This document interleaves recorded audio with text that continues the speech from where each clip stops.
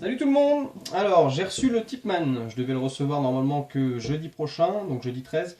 On est vendredi et il a mis une semaine en moins à venir, donc c'est super. Je l'ai sorti il y a quelques heures de la boîte pour faire mes modifs, un petit peu voir comment ça se passait et le repasser en HPA. Je vous présente le produit, donc Tipman, du fabricant de paintball, enfin un des plus répandus sur le marché depuis des années. Matière de la réplique, c'est du polymère partout. La réplique, elle fait 1,7 kg, elle est vraiment pas lourde. Le poids est super bien réparti puisque le métal, il est juste à l'intérieur. Crosse, tube cross, canon, enfin tout est en polymère. Assez résistant, je pense. Aucun jeu, nulle part, sauf dans la crosse. Il faudra la changer parce que c'est une crosse de base. Elle est déjà morte d'ailleurs. Je l'ai réglée 3 fois et la vis a pété, donc voilà. Petit souci avec les chargeurs d'origine, c'est qu'il a un peu de jeu. Donc voilà, ça c'est un problème. Après, on a essayé donc avec Jas de mettre un chargeur AEG, un truc pas cher du tout chez Time Gun. Et il n'y a aucun jeu, le truc il rentre pile poil dans le machin, il force un petit peu comme il faut, enfin il n'y a vraiment pas de jeu. Là il y a juste du jeu comme ça, mais ça gêne en rien dans l'utilité du flingue quoi. Voilà. Donc le principe de cette réplique là, c'est que donc chargeur 80 coups en polymère, utilisable avec des cartouches CO2. Donc là en fait on vient mettre sa capsule hein, qui arrive à peu près ici, qui vient se clipser, hop, qui vient se clipser ici à l'intérieur. Une fois qu'on met le chargeur dans le puits de chargement, la capsule se perce et ensuite vous pouvez tirer une fois armé et tout. Enfin voilà. Donc moi je ne vais pas utiliser ce système là, puisque tout le monde le sait, j'utilise le système HPA. Donc voilà la valve à visser directement. Donc j'ai dû racheter par contre, j'ai dû racheter pour ceux qui utilisaient le système, enfin, qui utilisent le système HPA, j'ai dû racheter un Mamba. Donc ça coûte 40 euros, une quarantaine d'euros. Je me suis fait un peu avoir parce que normalement il devrait y avoir une purge pour brancher directement dessus et pour pouvoir comment dire enfin, enlever le système sans devoir dévisser la bouteille et perdre de l'air bêtement. Voilà, enfin bref, je rachèterai ça plus tard. Donc, la réplique, magnifique. Les flips arrière et avant donc sont rabattables. Super. Le petit bout rouge, magnifique. J'adore. C'est livré avec un noir en polymère, plastique, c'est vraiment tout pourri. Enfin voilà, un petit sac pour les rails supplémentaires. D'ailleurs, je les ai pas encore mis, mais en gros, ça donnerait ça. C'est pas terrible, terrible. Je pense que je vais la laisser comme ça. Donc, ça reste une M4 quand même assez basique.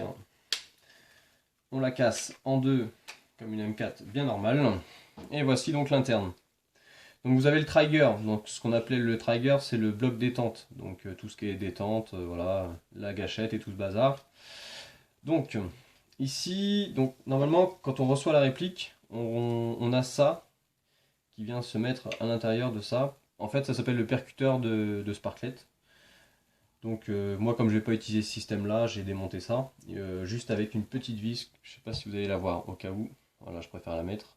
Donc là la petite vis qui est là, après on enlève juste avec un petit tournevis tranquillement, on enlève, ça vient tout seul. Et on met cette petite pièce. Cette petite pièce elle sert donc à envoyer l'air directement avec le système HPA. Alors là on a une petite vis également juste à côté donc, de cette partie là, la petite BTR qui est ici. Elle sert à régler la cadence et enfin, la gâchette. Plus on appuie, enfin la sensibilité de la gâchette, quoi, si vous voulez. J'ai du mal à parler. Hein. Donc voilà, et ça fait déjà 3 fois que je fais la vidéo, puisque Capi m'a dérangé une fois de plus, enfin m'a dérangé une fois, donc voilà. Le système du recul, donc la culasse qu'on vient armer, tac. Quand on tire, la culasse bouge, du coup elle vient taper directement sur ça, et dans le tube de crosse du coup il y a un ressort qui est plutôt pas mal et qui donne le recul comme le GBBR de base. Voilà pour ce qui est de l'interne. Hop, on va refermer ça. Maintenant je vais vous montrer la culasse. Alors, il n'y a pas de bolt cache, donc comme j'ai prévenu certains, il n'y a pas de bolt cache, donc faut pas s'attendre à du GBBR, hein. Voilà, donc on va armer, voilà. Donc, je vais mettre le chargeur. Ah. Oui, pardon. Excusez-moi, donc du coup, j'étais en sécu. Alors, ça fait 2 fois que je me fais avoir aussi. Le problème aussi, c'est que la sécu, on peut quand même tirer, enfin, on peut pas tirer, mais on peut quand même appuyer sur la gâchette. Un GBBR normal, la gâchette se bloque. Là, en l'occurrence, on peut pas. Donc du coup, on va sûrement se faire avoir plusieurs fois. Donc, voici la culasse. Pas très jolie. Pas très très jolie. C'est vrai qu'elle ressort un peu. Elle ressemble pas du tout au GBBR qui lui fait un bolt directement. Enfin, il fait directement une pièce. Que là, ça fait plusieurs pièces. Voilà. Donc, vous pouvez voir à l'intérieur le bolt cache, qui donc vient taper directement sur le ressort et qui va taper pour faire le recul. Voilà, donc c'est un système qui est plutôt sympa. Quand on a l'habitude du HPA, du H416 comme le mien par exemple, j'avais l'habitude de tirer la chargette presque jusqu'à là. En l'occurrence maintenant, ah, ça fait pas énorme. Ça, il y a un bon effet de recul quand même, c'est plutôt pas mal. Malheureusement, je peux pas vous le montrer puisque j'ai pas le bon mamba, enfin j'ai pas la bonne pièce du mamba, donc du coup j'ai pu faire quelques tirs et malheureusement il y a un joint qui a lâché, donc voilà. Voilà voilou. Donc bah je peux pas. Alors si la précision, donc là d'origine, je l'ai reçu, j'ai eu un peu peur. D'ailleurs j'étais vraiment très déçu de Jas aussi. On s'est mis à tirer, on a fait 2-3 tests par sa fenêtre. La cadence de tir était vraiment à chier en full auto, franchement, c'était une horreur. Ça m'a dégoûté. En semi, il y avait un bruit énorme, le bruit du ressort à l'intérieur. Enfin, il y a des, ils expliquent qu'il y a des tutoriels comment dire, pour changer justement ce bruit, pour camoufler le bruit. Franchement, elle déchire, elle déchire, elle déchire. Donc voilà, donc ça c'est réglé. Le semi, donc j'ai tiré donc à la 0,28 et j'étais donc à 320 environ, 320 FPS, donc c'est vraiment bien.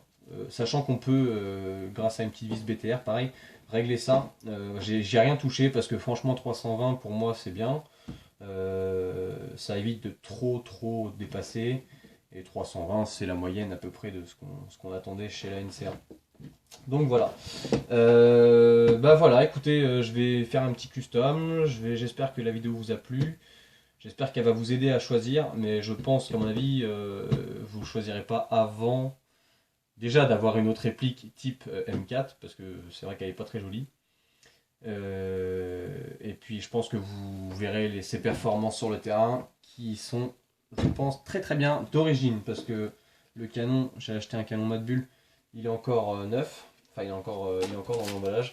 Et pareil, 2 joints d'origine, enfin 2 joints Mad Bull aussi également, que j'ai pas encore mis parce que pour moi, je pense que je vais les revendre parce que ça me suffit largement. Voilà, voilà. À très bientôt les filles.